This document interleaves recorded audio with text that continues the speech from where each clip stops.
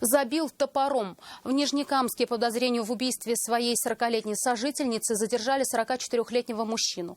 Как выяснили полицейские, рано утром он накинулся с топором на женщину и ее родственника.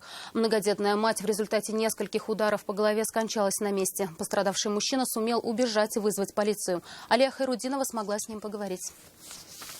Все в крови. В квартире беспорядок. Место преступления осталось нетронутым. Там еще работают следователи и оперативники. Трагедия произошла рано утром. По предварительным данным, сожитель 40-летней женщины пришел домой, когда еще не было и 6 часов. Был агрессивным. С ножом и топором накинулся сначала на родственника женщины. Мужчина получил многочисленные ранения, но успел сбежать. Достал нож, топор и начал избивать. Я нашел момент. Через балкон убежал, вызвал милицию.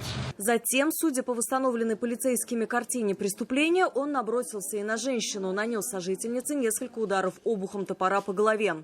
Отчего она скончалась на месте. После этого нападавший полоснул себя ножом по горлу. Ранение оказалось поверхностным. Мужчину увезли в больницу. Его жизни ничего не угрожает. Как рассказали очевидцы, до трагедии подозреваемому прислали видео эротического характера с участием его сожительницы. Это и могло стать причиной конфликта.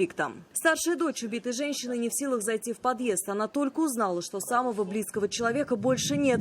Погибшая была многодетной матерью. 4 из 5 детей несовершеннолетние. Брат и сестра на улицу не выходят. У них стресс. Они были дома в момент разборок, но потом ушли к соседям. Это уже не первый раз, когда жители дома забирают их к себе. Отсидела же тогда, я не знаю, что-то сидела она.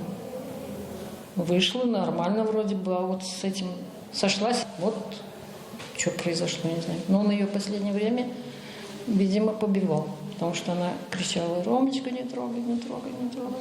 Семью соседи считали неблагополучной. Погибшая в августе минувшего года вышла из мест лишения свободы. Отбывала наказание за незаконный оборот наркотиков. Освободилась условно-досрочно. Ее 44-летний сожитель был судим по той же статье и вышел на свободу на год раньше женщины. Алия Хайрудинова, Алсу Арсланова и Фахри Исламов. Вызов 112.